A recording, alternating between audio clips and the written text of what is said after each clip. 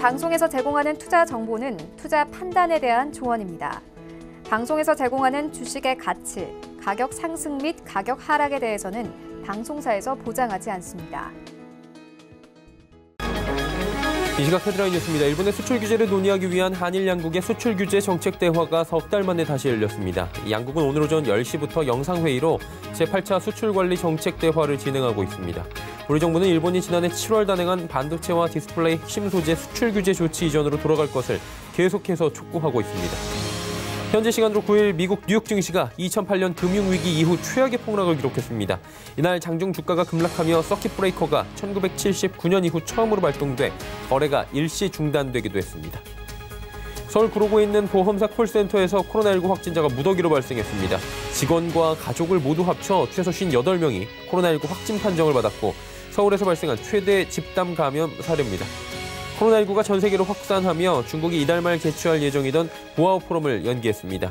중국 매체들은 보아우 포럼 사무국이 세계 각국의 코로나19 대응에 협력하고 각국 대표단의 건강과 안전을 고려해 포럼을 연기하기로 결정했다고 전했습니다.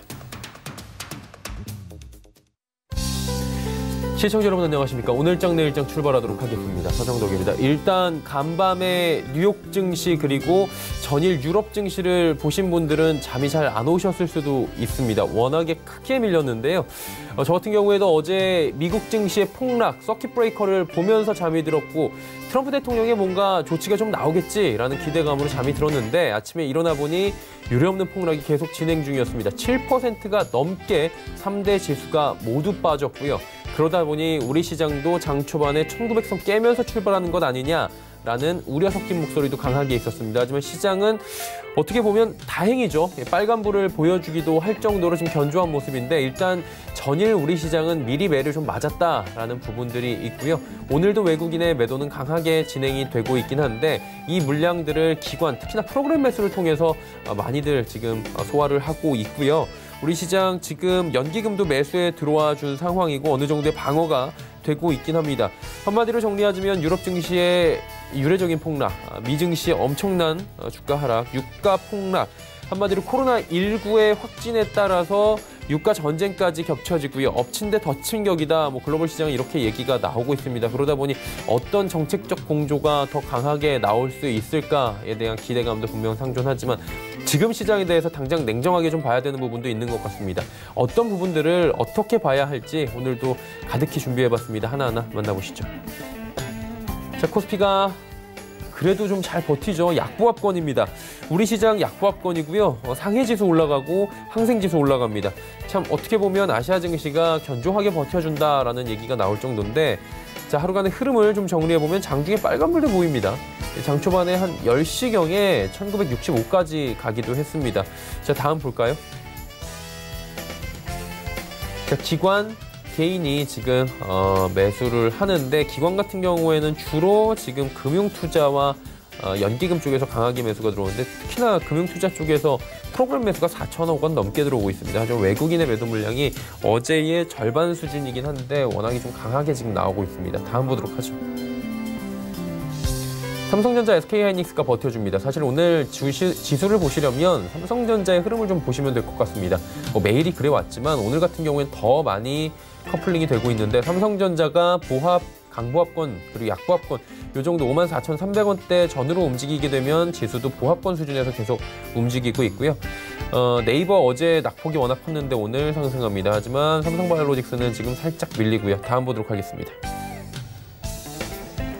셀트리온도 올라가고요. LG생건도 올라갑니다. 하지만 현대차 오늘 또 빠지는데 현대차가 이제 10만 원이 위태위태한 상황입니다. LG화학, 삼성 SDI도 하락 전환을 했습니다. 현대차 같은 경우에 잠시 뒤에 특징주에서 다시 짚어드리도록 하고요. 다음 보도록 하겠습니다. 삼성물산, 현대모비스, SK텔레콤, 포스코 모두 하락합니다. 카카오 2.99% 올라갑니다. 오늘 인터넷 관련 업종들 좀 많이 올라가는 모습들도 보여지고 있고요. 다음 보도록 하죠. 코스닥의 낙폭이 지금 0.5% 전으로 계속 움직이는데 하루간의 흐름 잠깐 보시면 617 장중 고점입니다. 상승 전환하기도 했는데 살짝 또 지금 내려오고 있는 모습들 포착이 됩니다. 다음 볼까요? 기관이 삽니다. 오늘 주로 사는 주체는 기관이고요. 외국인의 매도 물량 많이 줄어들었습니다. 코스닥 개인이 팔고 있습니다. 워낙에 어제까지 폭락장에서 개인들이 많이 담았습니다. 그리고 오늘 일단 뭐 상승하고 있거나 아니면 뭐 약보합권까지 올라가긴 하는데 주저주저 할 수밖에 없는 장입니다. 내일 또 어떻게 될지 모르기 때문에 글로벌 증시가 시시각각 변하고 믿었던 미국, 독일 증시가 이렇게 우르르 무너질 것이라고는 예측하지 못한 분들이 많으실 겁니다. 다음 볼까요? 셀트리온 헬스케어 뭐 실적 기반으로 해서 잘 달리고요. HLB 어제 많이 빠졌는데 오늘 다시 8만 원 중반대까지 올라옵니다. CJENM이 11만 원 중반대까지 밀려 내려왔고요. 펄어비스가 그래도 다시 반등에 성공합니다. 스튜디오 드래곤도 살짝 올라오고요. 다음 보도록 하겠습니다. KMW 소폭 반등에 성공, 에코프로비엠이 다시금 상승 탄력을 키워갑니다. 8만 원 다시 넘어가네요. SK머티리얼즈 올라가고요. 시젠, 휴젤 빠집니다. 시젠은 오늘 윗골이 길게 다는 모습들도 포착이 되는데 진단 시약 관련된 종목들 오늘도 주가의 급등락이 굉장히 큽니다. 수젠텍, 바이오니아, 진매트릭스 등등 좀 투자하실 때는 분명히 유의가 필요하다라는 얘기들 나오고 있고요. 휴젤 약보합입니다. 다음 보도록 하겠습니다. 원익 IPS 그리고 헬릭스미스, 메디톡스 올라가는 가운데 솔브레인, 제넥시는 하락 추세입니다. 다음 볼까요? 환율이 오늘 사실 이 추세면은 더 고공행진을 했어야 되는데 일단은 정부의 구두 개입 의지가 좀 피력이 됐습니다. 주식시장에 대해서도 내일부터는 공매도에 대해서 좀 강하게 지금 대처를 하겠다라는 부분, 그리고 환율 부분에 있어서도 지금 시장에서 좀 대응을 하겠다, 이상징후에 대해서 대응을 하겠다라는 부분이 나왔기 때문에 원달러 환율 같은 경우에는 다시 하방 압력을 좀 받고 있는 상황입니다. 금일폰 방송에서 제공해드리는 정보는 투자 판단에 대한 조언일 뿐입니다. 해당 주식의 가치와 수익률 보장해드리지 않는다는 점 참고해 주시길 바랍니다. 네, 오늘 시즌 특징주 바로 살펴보도록 하겠습니다. 정보경 캐스터입니다. 네, 간밤에 미국 증시가 급락하면서 서킷 브레이커가 발동됐는데요. 오늘 우리 시장은 기관 매수세에 힘입어서 양시장 장중에 빨간불을 켜기도 했습니다.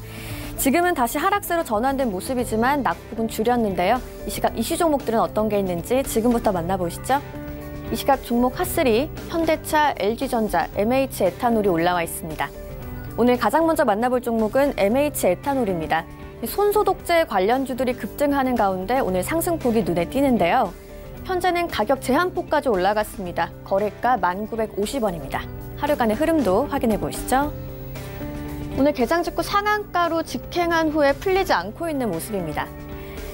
국세청이 일반 소주의 원료인 에틸 알코올을 손소독제 원료로 쓸 수 있도록 하는 등 주세 법령 규제를 완화했다고 밝혔습니다.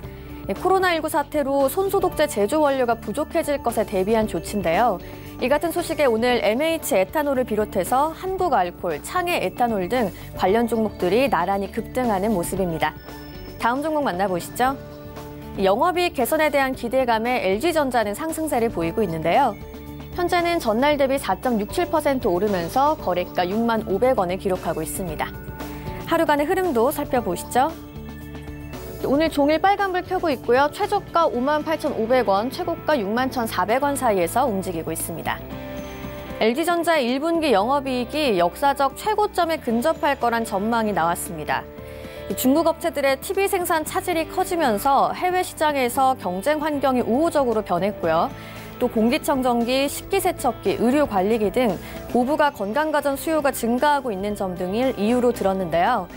1분기 이익 개선으로 투심이 살아날 거란 증권가 분석이 오늘 주가에 영향을 미치고 있습니다. 오늘의 마지막 종목 만나보시죠. 한편 현대차는 코로나19의 직격탄을 맞고 있는 모습입니다. 현재는 전날 대비 2.4% 내렸고요. 거래가 10만 1,500원입니다. 하루간의 흐름도 확인해 보시죠. 연일 하락세를 보이면서 오늘 이틀 연속으로 장중 52주 최저가를 기록하는 모습입니다. 현대차는 품질 비용 증가, 중국 수요 위축과 코로나19 확산 등 대외적인 불확실성의 영향을 크게 받고 있습니다. 주가 상승 반전을 위한 모멘텀이 약화된 상황인데요. 특히 신차 출시 시점을 두고도 고민이 많은 모습입니다.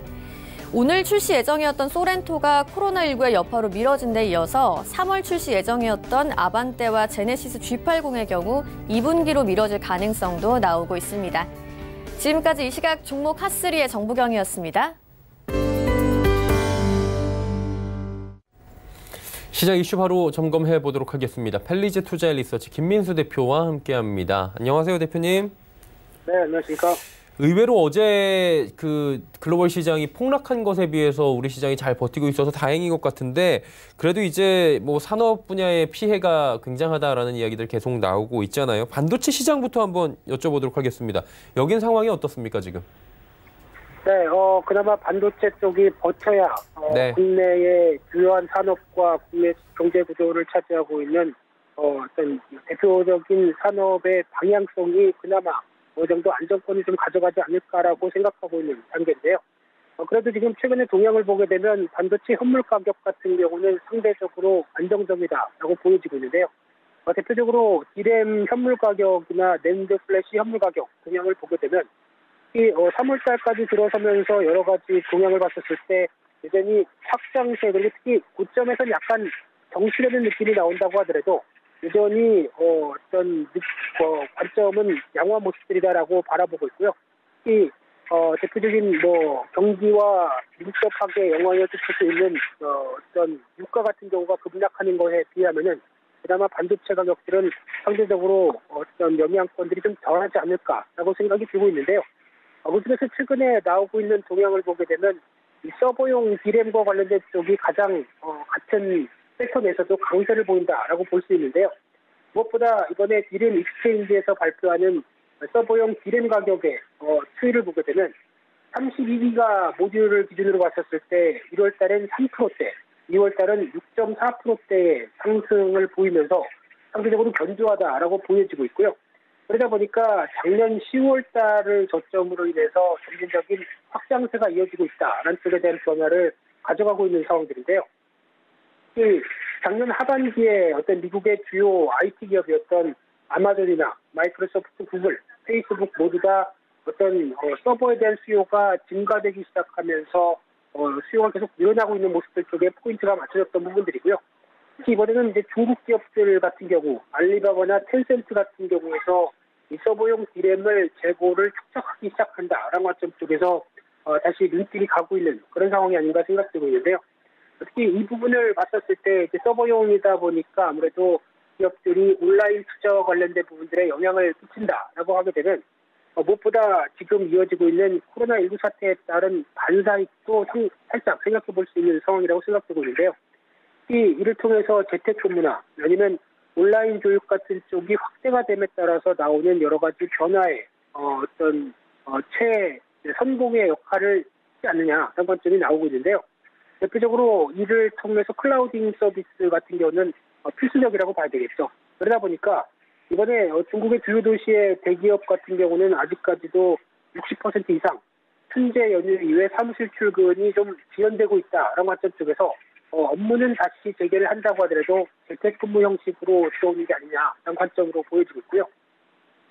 또 하나 미국에서도 트위터 같은 경우가 또 미국 기업들은 처음으로 재택근무가 지시가 내려왔다라는 관점으로 봤을 때 앞으로 이런 재택근무에 대한 흐름들이 또 하나의 트렌드로 자리 잡게 됐을 때 여러 가지 변화의 요인들도 상당히 높은 게 아니냐라는 관점들이고요. 또 하나 그러다 보니까 중국도 이 원격 근무용 통신 서비스 앱이라고 하는 텐센트의 위챗 워크, 그리고 텐센트의 미팅, 그리고 알리바바의 잉톡, 바이트댄스의 페이슈, 이 바이트댄스는 틱톡의 모회사죠. 그러다 보니까 이런 어떤 중국의 온라인 기업들도 이쪽에 대해서 신경을 많이 쓰고 앞으로 어떤 투자를 계속한다. 특히 과거에는 사무실에서 업무를 본다라고 하게 되면 그에 따른 트래픽 같은 경우도 제한된 트래픽으로만 충분히 가능했었는데 지금은 상대적으로 재택으로 있다 보니까 더 많은 사람들이 같은 서버에 수요가 몰린다라고 하게 되면 그에 따른 투자가 상대적으로 더 많이 이어져야 된다. 그런 관점 쪽에서 알아보고 있는 상황들이고요. 또 하나 지금 또 하나의 트렌드로 자리 잡고 있는 게 온라인 전자상거래, 모바일 전자상거래에 대한 강한 성장세죠. 특히 2002년도부터 2003년도까지 중국의 사스가 발병했을 때 그때 중국의 인터넷 쇼핑몰이라고 하는 타오바오가 이때 출범을 했습니다. 그때 벌써 사업에 대한 기회를 보고 거기서 확장세가 이어졌던 부분들인데요. 그러다 보니까 중국의 전자상거래 시장의 성장은 이런 어떤 사회적인 변화와 함께도 큰 폭의 성장을 맞았다라는 관점 쪽에서 이번도 비슷한 시각으로 바라볼 수 있는 상황들이고요.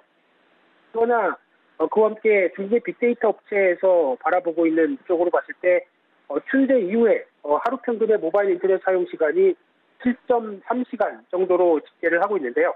코로나 확산 초창기였던 시간대냐, 그러니까 6.1시간대, 그리고 춘제 기간 6.8시간대에 비하게 되면 상대적으로 계속 인터넷, 모바일 인터넷의 사용량이 늘어날 수밖에 없는 부분들이죠. 그러다 보니까 이에 따른 여러 가지 변화들도 어떻게 보면 인터넷 기업들 입장 쪽에서는 서버에 대한 투자를 계속 할 수밖에 없다라는 관점들이 상당히 높다고 봐야 될 것 같고요.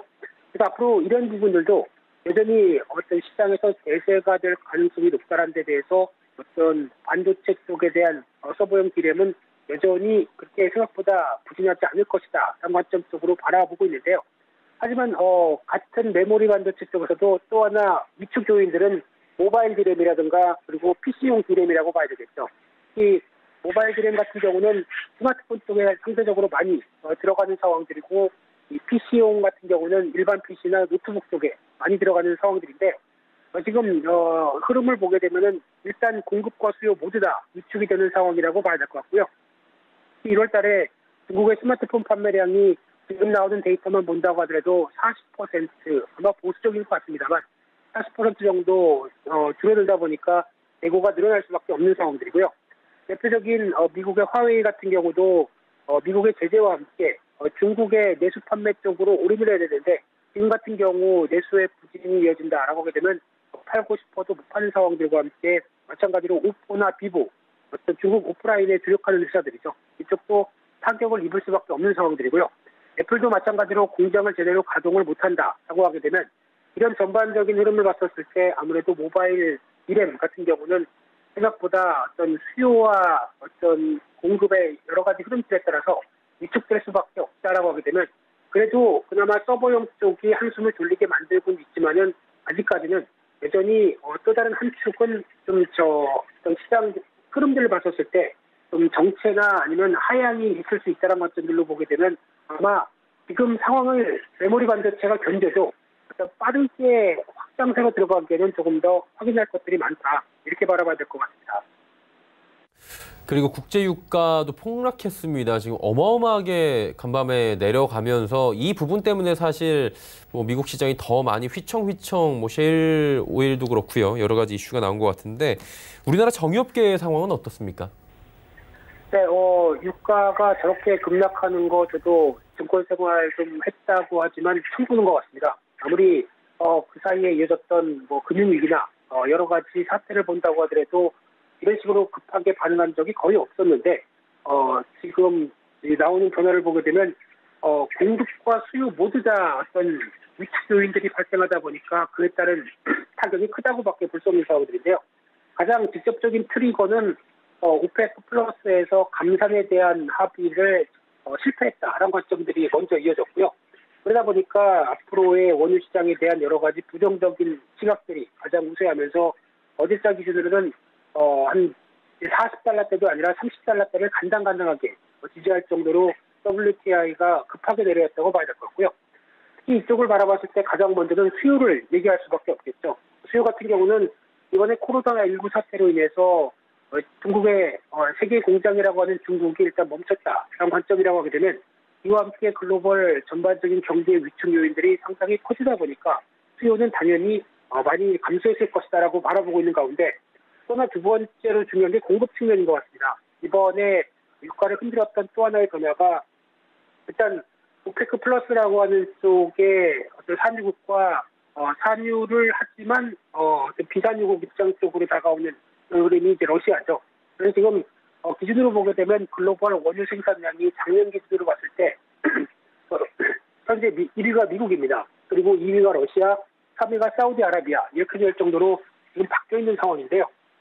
그런 상황 속에서 아무래도 각자 도생의 길을 걷는다라는 관점 쪽에서 이번 사태를 바라보고 있고요. 그래서 어떤 유가에 대한 가격의 지지보다는 오히려 시장 점유율을 우선으로 하겠다. 특히 어떤 감산보다 우리가 먼저 뽑아내서 어느 정도 유지를 하겠다는 관점들이 상당히 크다고 봐야 될 것 같고요. 그러다 보니까 이제 4월 1일 이후부터는 오페크 플러스 회원국들은 전반적으로 감산 요구에 대해서 좀 자유로워집니다. 그러다 보니까 기존 감산이었던 210만 배럴에서 이제 벗어나서 사우디 같은 경우는 아람코를 중심으로 해서 4월 이후부터는 일일 생산량을 1,000만 배럴 하겠다라고 나오고 있는 상황들이고요. 그러면 기존의 일일 평균 970만 배럴보다 3, 40만 배를 더 늘리겠다라는 입장이고요. 러시아 같은 경우는 경쟁사인 미국의 셰일 석유 업체에 대해서 오히려 견제를 하겠다라는 입장이다 보니까 지금 반대하는 가장 큰 대표적인 이유죠. 게다가 이런 현상이 나왔었을 때 가장 큰 동향들은 감산이 이어지지 못한다라고 하게 되면 오히려 WTI 같은 경우는 30달러대 밑으로 내려가는 게 아니냐라는 우려감들이 상당히 큰데요. 그런 쪽으로 봤을 때 일단 국가별 명암을 보게 되면 일단 러시아 같은 경우는 견딜 수 있다라는 입장입니다. 왜냐하면 한 지난 2년 동안 예산을 좀 비축해 놔서 저유가를 견딜 수 있다라는 입장이고요. 그러다 보니까 상대적으로 타격이 있을 수는 있죠. 있을 수는 있는데 좀 제한적이다라는 입장이고요. 사우디 같은 경우가 고민이 커질 것 같습니다. 이 유가가 적어도 90달러대 아니면 최소 7, 80달러대를 유지해야 균형 재정이 맞춰질 수 있는 대표적인 국가입니다. 즉 사우디아라비아는 원유밖에 없죠. 생산할 수 있는 게 원유밖에 없고 최근 들어서 관광 쪽을 약간 드라이브를 거는데 관광도 지금 코로나19 사태로 어떻게 될지 모르는 입장이다 보니까 아무래도 주된 산업에 타격을 입는다라고 하게 되면 지금 나오는 여파는 상당히 크다고 볼 수 없는 상황들이고요. 그러다 보니까 아람코가 상장 이후에 주가는 최저가 그리고 사우디를 비롯한 중동 국가들도 증시 지수 자체가 7%에서 10% 낙폭을 키우는 그런 흐름들로 가져가고 있고요. 특히 여기서 또 중요하게 봐야 될 부분들이 미국의 셰일 업체라고 봐야 될 것 같습니다. 이 지금 같은 가격대 적어도 40달러대 이상 유지가 돼야 그동안 셰일 업체들이 투자한 부분들과 그리고 유동성을 생각하게 되면 유지가 될 수 있는데 지금 같은 상황이라고 하게 되면은 어떤 부채 문제가 불거지면서 파산 가능성이 높아진다라고 하게 되면 이번 유가를 통해서 어떻게 보면은 지금 부채 문제까지도 건드릴 수 있는 여러 가지 취약성을 안고 있다라고 하는 쪽에서 위기감이 좀 더 크다고 봐야 될 것 같고요. 그런 차원으로 봤을 때 미국의 원유 생산량은 유가가 하락해도 계속 뽑아낼 수밖에 없는 적자 본다고 하더라도 여기서 멈추게 되면은 더 안 좋아진다라고 하는 쪽에서 이어지고 있는 그런 흐름들도 나오고 있는데 따라서 결론적으로 보게 되면 지금 유가를 바라보는 입장 쪽에서는 단기적으로는 위축 요인들이 너무 심했기 때문에 낙폭 과대의 무게를 줍니다. 하지만은 지금 적어도 공급 측면에 대한 변화, 즉 감산에 대한 합의가 조금이라도 이어지지 않는다고 하게 되면 우리 증산으로 나가는 변화가 나온다고 하게 되면 빠른 어떤 WTI의 회복은 좀 힘들다고 봐야 될 것 같고요. 40달러대 전후로 해서 오히려 반등은 빨리 이어져도 여전히 정체를 이어갈 수밖에 없다라는 관점 쪽에서 이에 기반을 둔 정유회사나 화학 쪽은 조금 다른 의미라고 하더라도 정유사 입장 쪽으로 보게 되면 경제 마진과 함께 상대적으로 또 어떻게 보면은 위축 요인들이 크다라는 쪽에서 그래서 긍정적으로 볼 수 없는 그런 흐름들이 아닌가 그렇게 보여지고 있습니다. 지금 오늘 아침까지만 해도 뭐 SK이노베이션이나 GS, S-오일 모두 다 하락하다가 지금 반등에 성공했는데 이유를 살펴보니까 뭐 정제 마진이 개선될 수 있다, 유가 하락으로 이런 얘기 나오더라고요. 참 박자 맞추기가 어려운 게 언제는 뭐 정유 마진 개선은 너무 저유가일 땐 안 좋다라는 얘기를 봤던 것 같은데 이게 어느 장단에 좀 춤을 춰야 되는 겁니까? 그러니까 정제 마진을 계산할 때는 시점이 제일 중요합니다. 그러다 보니까 일단 지금 같은 경우 우려가 특히 유가가 하락해서 여기까지 내려온 마당에 지금 정제 마진을 계산하는 건 의미가 없다. 그렇게 되면은 앞으로 여기서 유가가 반등하게 되면 벌어질 수 있는 정제 마진을 계산하고 주가가 이를 반영해야 되는 게 아니냐라는 게 리포트의 핵심이라고 봐야 될 것 같습니다. 항상 좋은 면만 바라보려고 하는 게 리포트의 특징이죠. 그런 관점으로 봤을 때 지금 개선 가능성의 무게를 두고 주가가 낙폭이 컸고 실적에 대한 불안감이 컸다는 부분들 정도로 해석을 해야 될 것 같고요. 하지만 아직까지 벌어진 상황입니다. 그러다 보니까 어떤 빠르게 개선돼서 나올 수 있는 부분들은 제한적이다라는 관점들이 일단 맞지 않을까라는 쪽으로 봐야 될 것 같고요. 수요도 역시나 회복되기는 시간이 필요하다 이렇게 봐야 될 것 같습니다. 오늘 그러면 기술적 반등 정도로 보는 게 좋다라고 보시는 것 같고요. 환율만 좀 간단하게 여쭤볼게요. 환율이 지금 사실 이런 추세면은 뭐 1220원도 가도 이상하지 않았는데 뭐 당국 개입 얘기가 당연히 나왔지만 1200원대 밑으로 내려왔거든요. 향방 어떻게 보십니까? 간단하게. 네, 환율은 달러 인덱스를 봐야 되겠죠. 달러 인덱스가 지금 급하게 밀려 내려가서 달러 약세가 나오고 있는 부분들을 반영한다는 측면으로 봐야 될 것 같고요. 그와 함께 위안화도 마찬가지로 강세 쪽으로 가는 흐름들 쪽에서 보게 되면 일단 한국과 중국은 좀 정점을 지났다는 분위기 쪽에서의 변화다라는 쪽으로 보게 되면 지금 추가적인 시장이나 외국인들에 대한 스탠스보다는 좀 더 낫지 않을까라는 관점 쪽에서 환율을 바라봐야 될 것 같습니다. 네, 알겠습니다. 오늘 말씀은 여기까지 듣도록 하겠습니다. 고맙습니다. 네, 감사합니다. 펠리지 투자인 리서치 김민수 대표와 함께했고요. 이슈 칼럼 이어갑니다.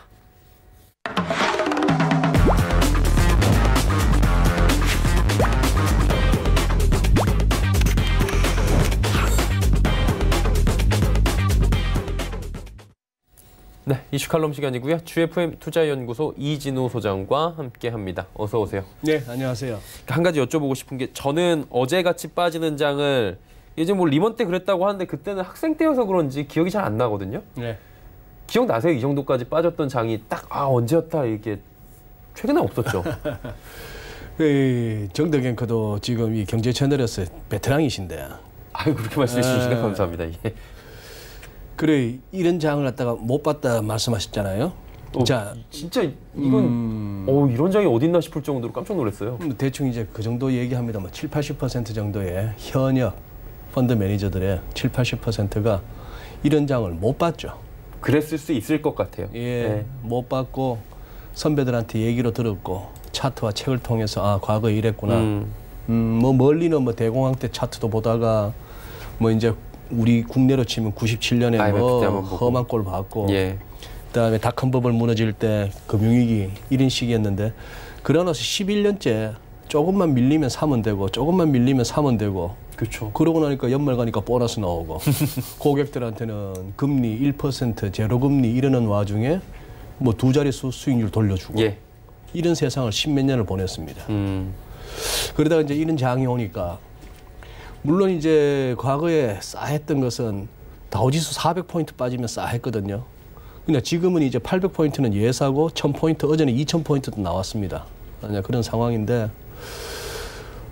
지금부터 이제 한번 보여드리는 차트들을 한번 보시죠. 보여드리는 차트를 보면은 일단 뭐랄까 단기적으로는요. 예. 단기적으로는 한 곱이 넘었습니다. 근데 이게 정상적인 차트는 아니잖아요. 정상적인 차트 아니죠. 지금 다우지수 일간인데 예. 정상적인 거는 이래야죠. 데일리 캔들의 그쵸. 키가 이 정도고 많이 움직이면 뭐 이 정도. 예. 그래서 이때 우리가 했던 얘기가 뭐죠? 하루에 1%도 안 오르고 1%도 안 빠지는 장이 지금 뭐 69일째니 뭐 어쩌니 이런 간다고. 얘기를 했었죠. 이런 얘기입니다. 자, 그러면은 보시죠. 자, 이러고 나서부터 24일 날 처음으로 이제 2월 24일 날 처음으로 1000포인트 넘는 낙폭이 기획과 더불어서 예. 자, 이건 51선이고 200일선입니다. 월가에서 200일선 좋아할 만도 하죠. 이때 200일선 지지되는 거고. 예. 그랬는데 이날 이제 트럼프 대통령은 즉각 트위터에다가 증시가 내게는 좋아 보인다. 스탁 마켓 looks good, 뭐 very good to me 뭐 이런 식으로 싸졌다는 얘기였죠. 그리고 그날 레리 커들러 국가경제위원회 위원장도 뭐 TV에 나와가지고 막 그랬죠. 지금은 저가 매수할 때다. 그때 아마 정덕앵커하고도 제가 그 얘기 했었죠. 예, 평생을 갖다가 그렇게 펌프질하고 마바라 노릇하던 레리 커들러가 국가경제위원회 위원장인데도 불구하고 예. 그 버릇 못 버렸다. 예. 그리고 자기 인사권자도 뭐 거르고 있으니까. 자, 그러고 나서 트럼프 대통령이 그 이후로는 이제 주가 지수 갖고는 이제 트윗이 안 올립니다. 예. 예. 자, 그 다음에 이제 제롬 파월이 성명을 올렸던 게 28일. 그래서 이날도 사실 이 보세요. 이 또 갭다운해서 이렇게 1000포인트 넘게 빠지다가 뭐 357포인트가 마이너스 그렇게 막아놓고 예. 그 다음날 월요일 날 팔로우 스루가 있었다가 그렇죠. 3월 3일 날 화요일 날 50bp 긴급 회의를 했는데도 불구하고 더 빠져버렸죠. 짝 하고 내려왔죠. 예, 그러고 나서 왔습니다. 자, 이것도 지금 찍어 보시면은 여기서부터 여기까지 낙폭이 한 50%에서 멈췄어요. 그러네요. 그러고 나서 이렇게 이제 왔는데, 예. 자, 제 1감은 말이죠. 이런 식의 짱대 연봉이 나오지 않습니까? 예. 이만큼 빠지고 그리고 기울기가 이렇게 급격하면은 대충 정리될 급한 매물은 다 소화됐다고 보시면 돼요. 여기서 이제 기술적으로 단기적으로 봤을 때 제가 좋아하는 다이버전스도 나오죠. 예. 네, 그러면 이 정도면은 한번 단기 트레이딩 관점에서는 들어갈 만도 합니다. 거래량 엄청 터졌네요, 진짜. 엄청 터졌죠, 거래. 네. 평소 거래 대비. 와. 팔기도 많이 팔았지만 사기도 많이 샀다는 얘기입니다. 자, 이런 상황에서 그다음 보시죠. 이번엔 S&P 500입니다. 위클리예요. 예. 자, 여기서 우리가 관심을 두실 것은 2018년 좀 가물가물하시지만 2018년 2월 그때 처음으로 장이 한번 뚝 부러지면서 굉장히 놀랐어요. 지금 보니까 워낙에 레벨 자체가 뭐 여기 3,400 어쩌고 저쩌고 할 때고 이때는 이제 3,000이 채 안 됐을 때니까 그쵸. 3,000이 채 안 된 상황에서 2,600, 2,500대로 내려갔으니 어마어마했던 거죠. 그때만 해도 많이 했고 예. 빅스 이른바 변동성 지수는 이때가 지금보다 더 컸어요. 지금 이번에는 더 올라갔지만 예. 이때보다도 이때는 뭐였죠? 재작년 10월부터 크리스마스 전까지의 장 아닙니까? 그렇죠. 이게 20% 빠지던 장이에요. 고점 대비. 예.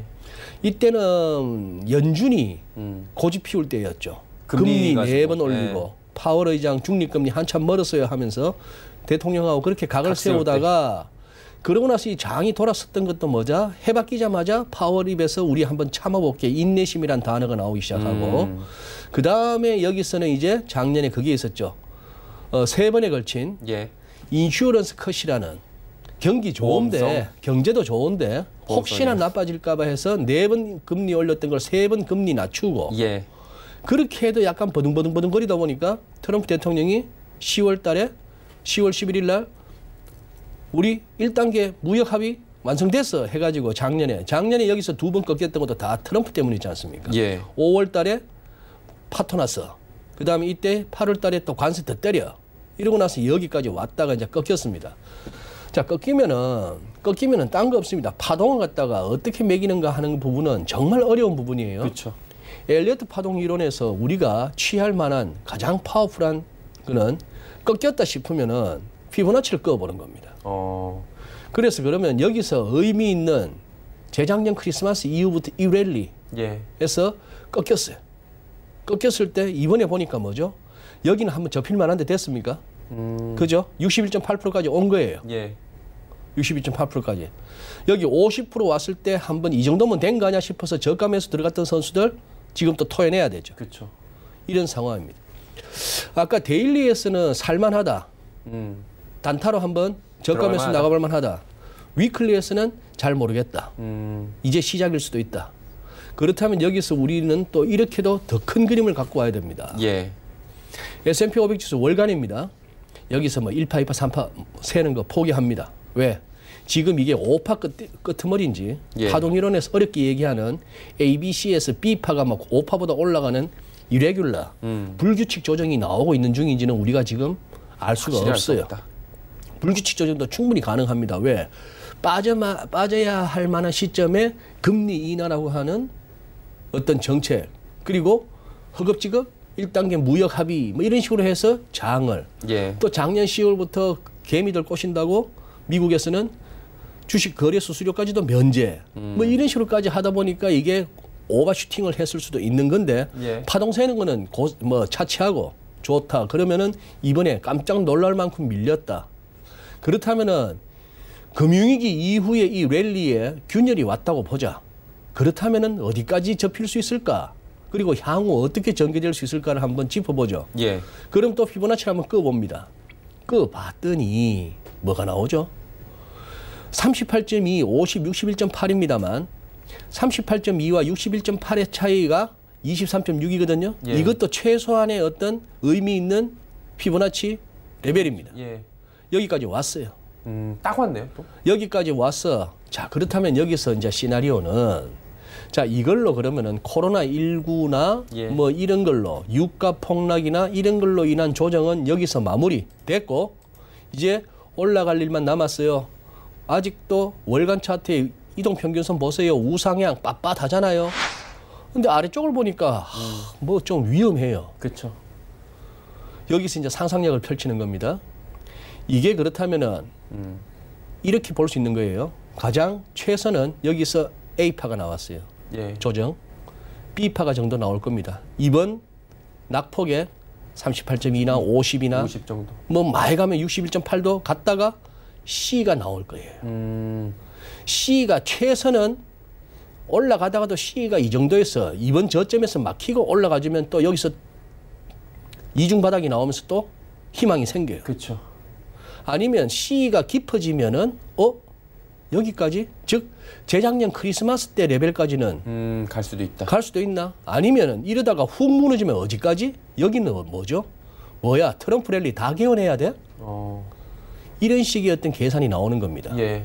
그렇다면 이제 여기서 이제 굉장히 지금부터는 하루하루 나오는 백악관발 뉴스, 중동발 뉴스 이런 거에 따라서 그리고 코로나 관련한 그 부분을 갖다가 굉장히 주목해야 되는 그런 상황이 됐죠. 예. 우리 보는 김에 코스피도 지금 어지럽게 이렇게 되었습니다. 예. 요 랠리가 요런 게 우리가 차 속기 쉬운 거 아닙니까? 그렇죠. 이때 들어갔으면은 지금 약간 마음고생을 해야 되는 상황이잖아요. 맞아요. 이때 이거 갖고 또 V자 반등 외치는 데도 있었어요. 급격한 V자가 나왔다고 얘기가 급격한 V자가 나왔다고 봤는데 네. 참 이것도 V네요. 보니까 많은데? 이것도 V자인데 뭐 이러고 있는 와중입니다. 자, 그리고 코스피 월간을 보시죠. 예. 꺾였습니까? 꺾였으면 피보나치 한번 꺼보시죠. 언제부터? 우리도 금융위기 이후부터 이 지긋지긋했던 박스피 기간 포함해서 꺾였으니까 짚어보니까 하하 이 1950포인트의 의미 크네요. 지난 그 지긋지긋했던 박스피의 기간 동안의 중심선이기도 했고 이 1950의 의미 지난번에도 어떻게 1900도 살짝 깨고 내려간 적도 있긴 있습니다만 예. 그래도 1950은 아직까지는 지켜지잖아요. 오늘도 지금 1950은 지켜지고 있는 중입니다. 예, 61이에요 지금. 네, 여기서 이동평균선이 조금 모이겠죠. 이런 것들이 당장 역배열로 가기는 어려울 겁니다. 예. 희한하게도 꺼보세요.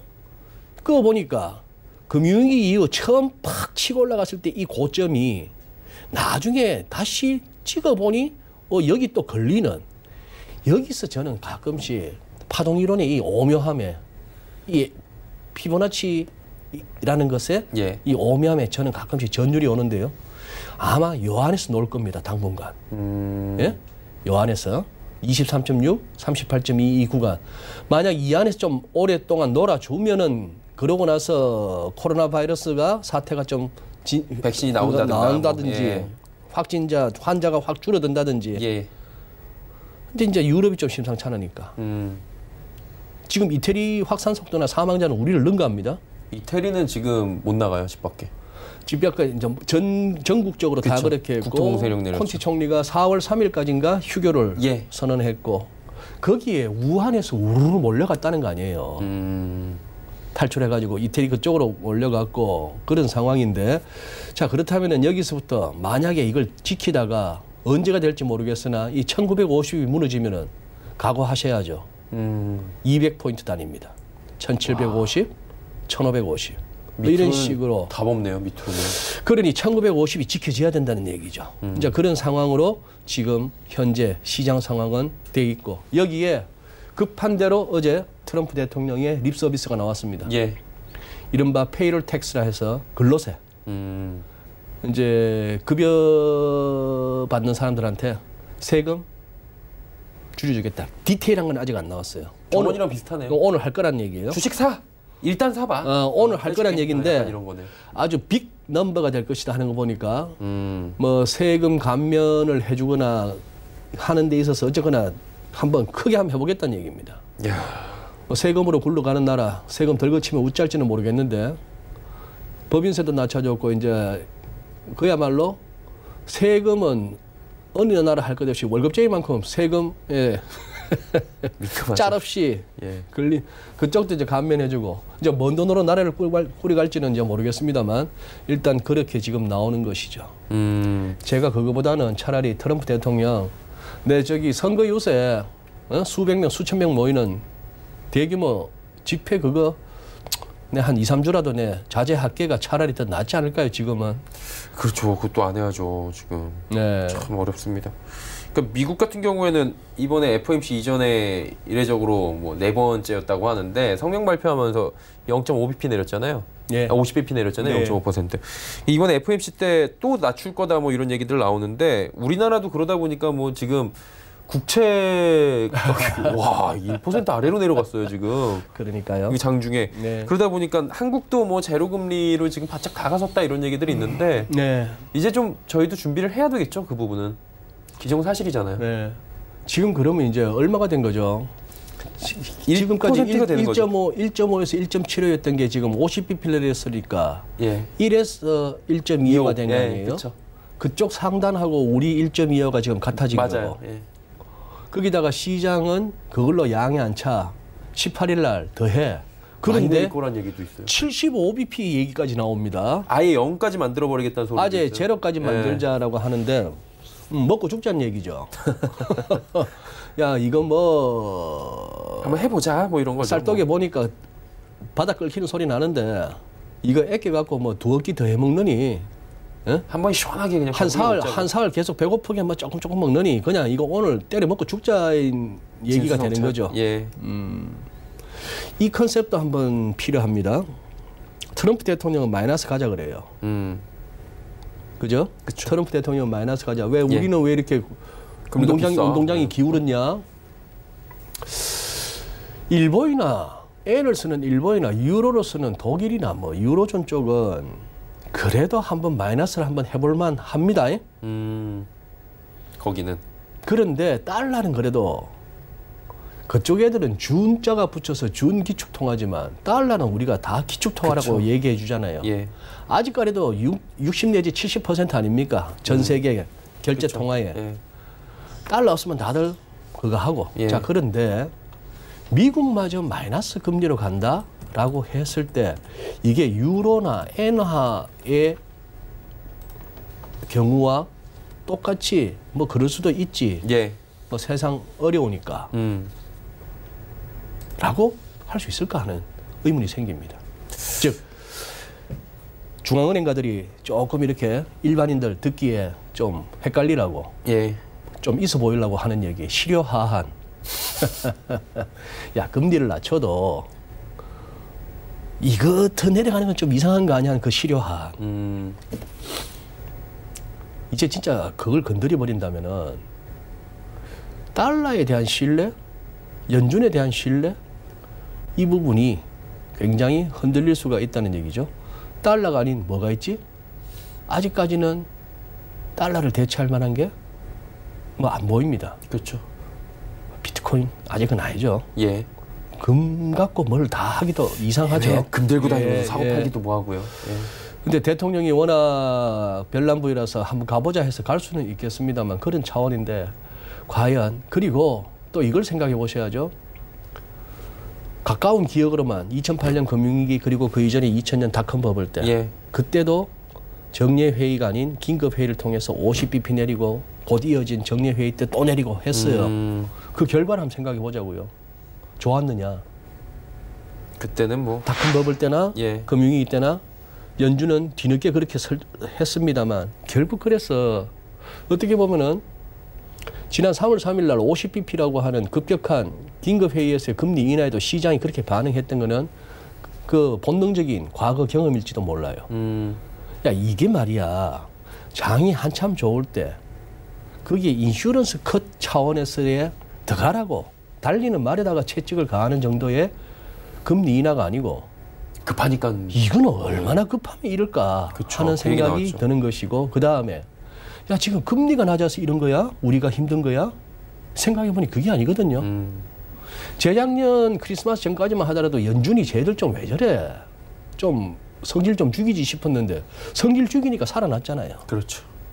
지금 여기서 이제 기대할 수 있는 게 야 사우디 그러지 말지 러시아도 그러지 말지 뭔 또 정산이냐 갑자기 판 깨졌다고 가격 낮추고. 너희들 지금 짜고 치는 거니?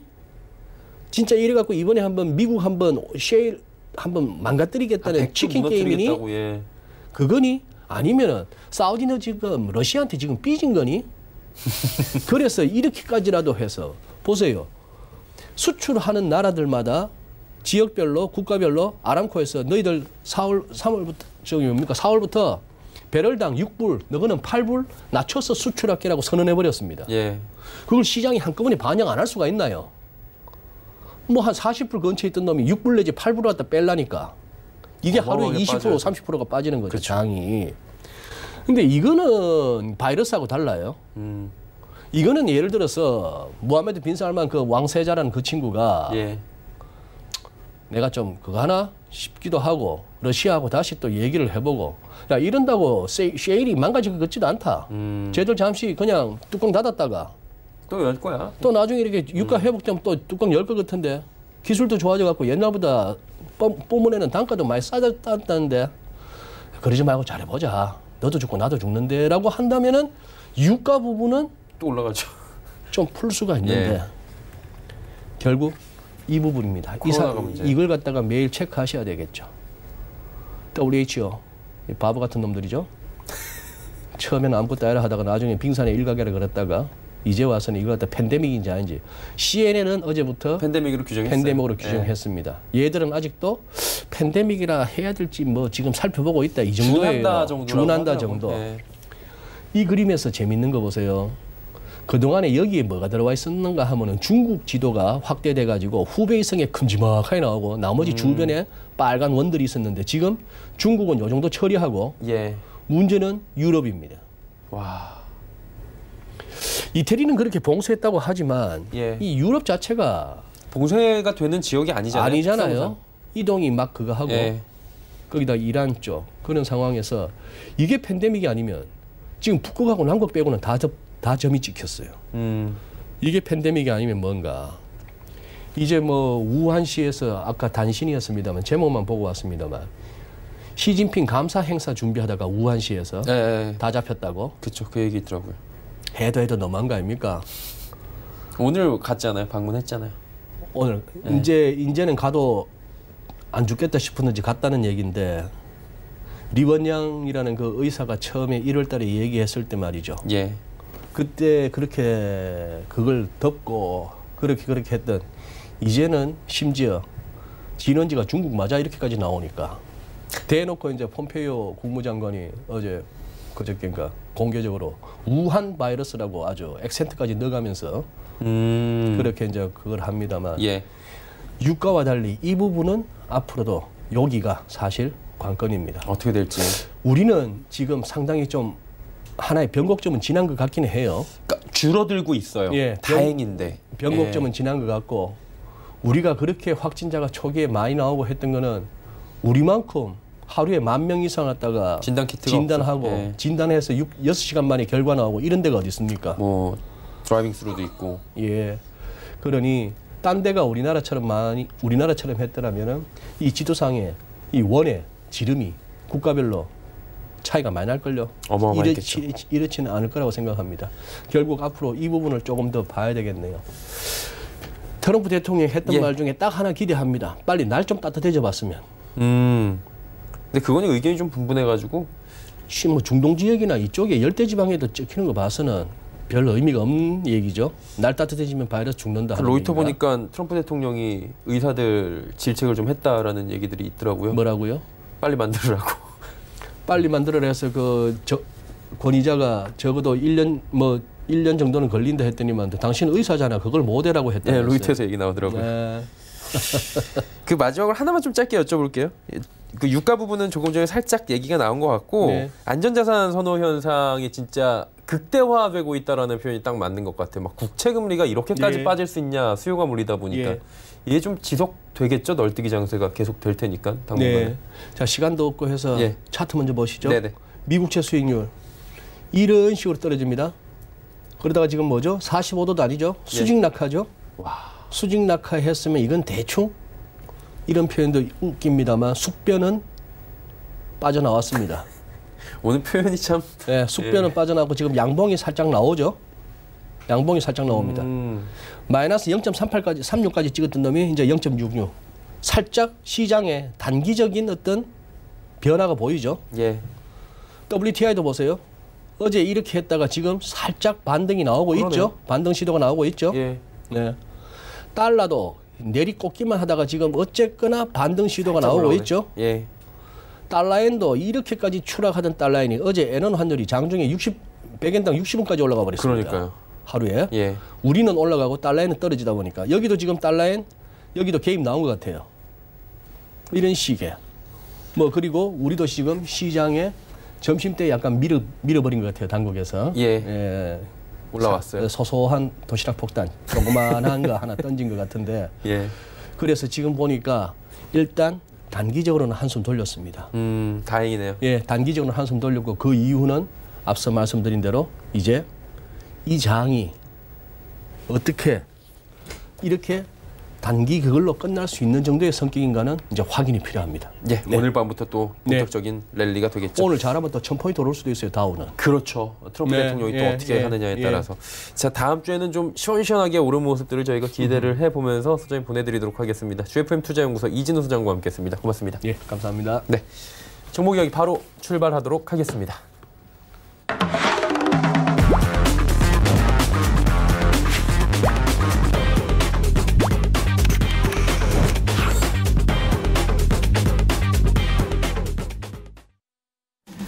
네, 코스피 코스닥 모두 지금 상승 반전에 성공했고요. 상승폭을 조금씩 키워가고 있는 가운데 종목 이야기 출발해 보도록 하겠습니다. AR 인베스트먼트의 오현진 팀장 함께합니다. 어서 오세요. 네, 안녕하세요. 네, 새 종목 바로 갈까요? 네, 첫 번째로 더존비존 한번 보겠습니다. 더존비존은 이제 대형주인데 ERP 시스템 공급을 하는 업체죠. 동사는 클라우드 기반의 위하고 플랫폼을 통해서 기업이 필요한 모든 업무를 지원합니다. 정보 공유라든지 문서 확인, 편집, 화상 대화 이런 것들이 가능한 것이 바로 이 위하고 플랫폼입니다. 코로나19 사태 때문에 언택트 시장에 대한 관심이 확대가 되고 있어요. 비대면 시장이죠. 초중고 계약도 2주가 추가적으로 연기됐고 온라인 사업 영위업체에는 이제 긍정적이라고 볼 수 있겠죠. 또 위하고 T 같은 경우 약 2,500개 고객의 전환이 완료됐고 고객을 만나지 않고도 업무가 가능한 시스템입니다. 추가적으로 금융사와 제휴를 통한 외형 성장도 기대됩니다. 작년 말에 더존비존이 신한금융투자와 금융 플랫폼 활성화 관련된 업무 협약을 체결을 했고요.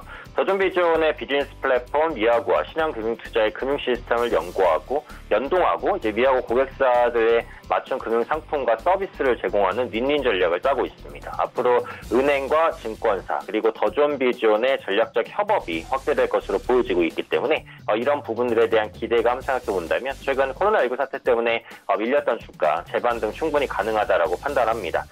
금일 종가 부근에서 매수 가능하다고 보겠고요. 목표가는 95,000원, 손절가는 8만 원 정도 잡도록 하겠습니다. 두 번째는 이제 제약주 중에서 유한양행입니다. 각종 의약품과 생활건강 사업 부분을 영위하는 업체죠. 비조세포 폐암 치료제 레이더티닙의 임상 진입에 따른 마일스톤 유입이 기대가 됩니다. 마일스톤이라는 것은 신약 개발 단계에 따른 계약금이라든지 단계별 성과 보수 이런 것들을 말합니다. 또 올해 얀센과 베링거, 길리어드로부터 유입되는 총 마일스톤 규모가 870억 정도 추정이 되고 있고요. 뇌질환 신약에 대한 개발 연구도 확대가 되고 있습니다. 바이오벤처 기업인 아임뉴런과 뇌혈관 투과 약물 전달 기술을 이용한 세계 뇌암 뇌질환 프로그램 공동 연구를 진행을 했고요.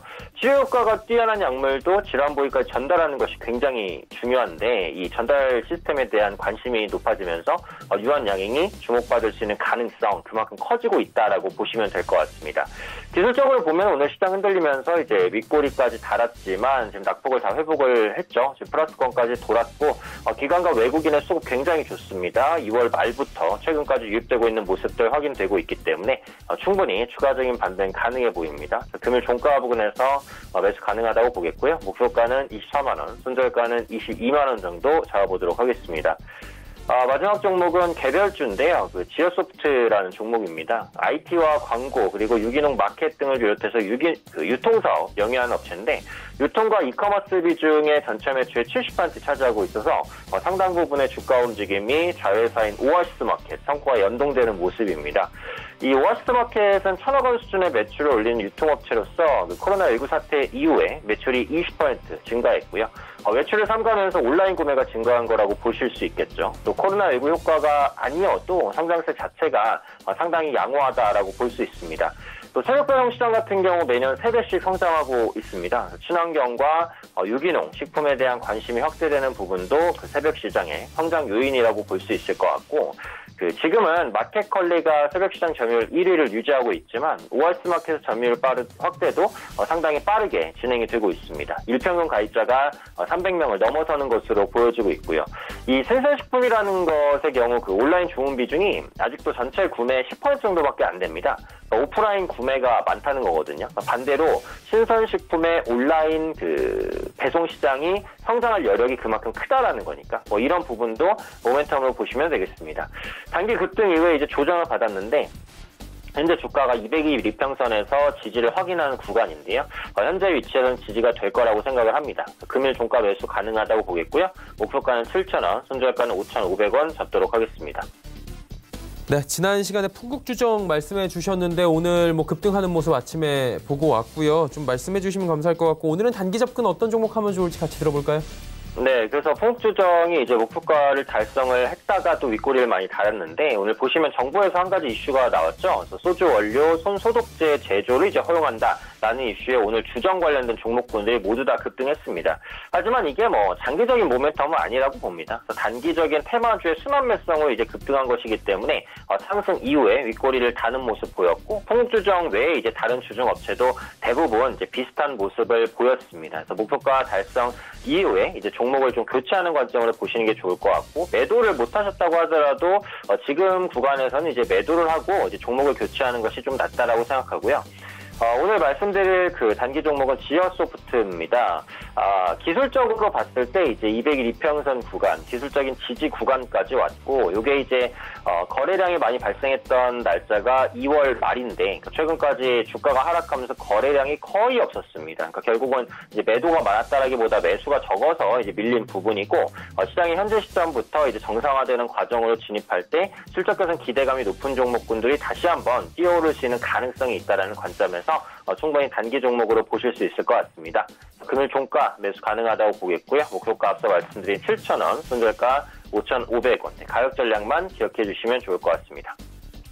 네, 지어소프트에 대한 이야기까지 들어봤고요. 오늘 말씀은 여기까지 듣겠습니다. 고맙습니다. 네, 감사합니다. AR 인베스트먼트 오현진 팀장과 함께했습니다. 내일의 종목 330 바로 이어집니다.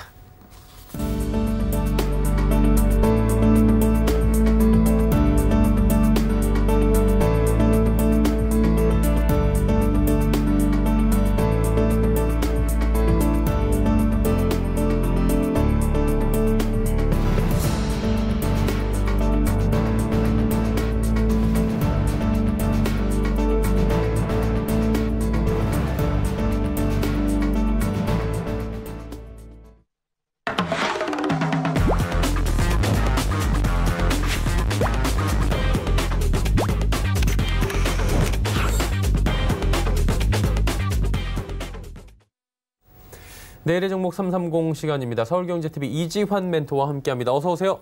안녕하세요. 네, 오늘의 주제부터 살펴보도록 하죠. 자, 주체가 ETF 상품 특징?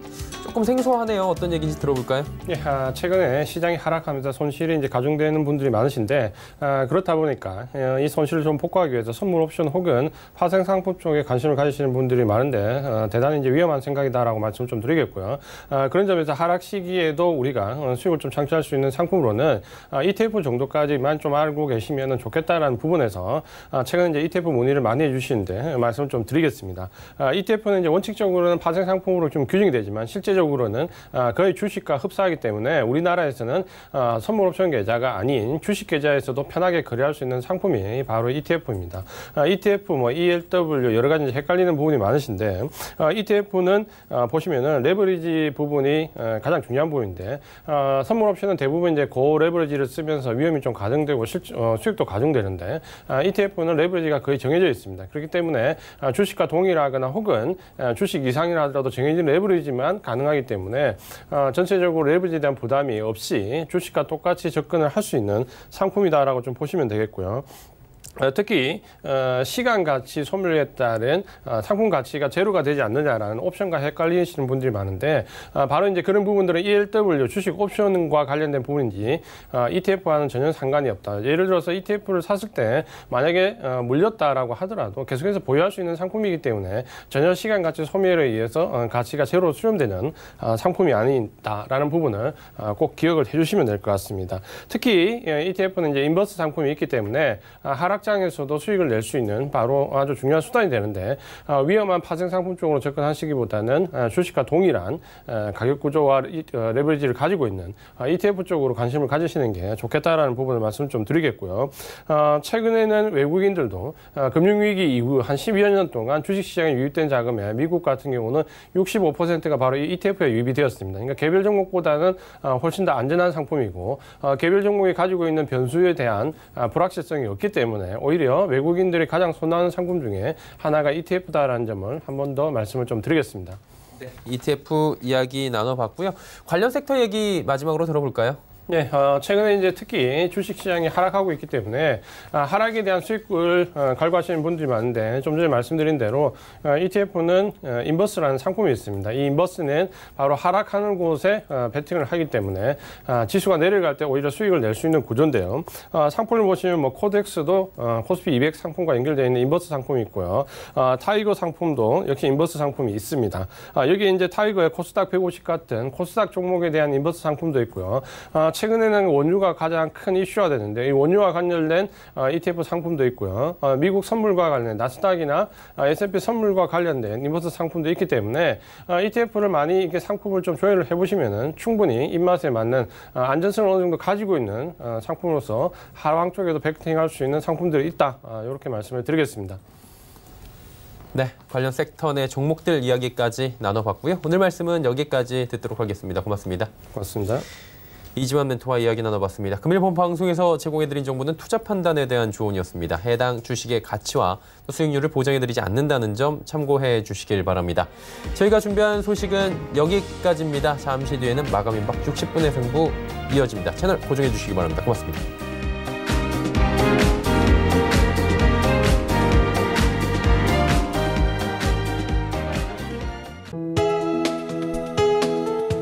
방송에서 제공하는 투자 정보는 투자 판단에 대한 조언입니다. 방송에서 제공하는 주식의 가치, 가격 상승 및 가격 하락에 대해서는 방송사에서 보장하지 않습니다.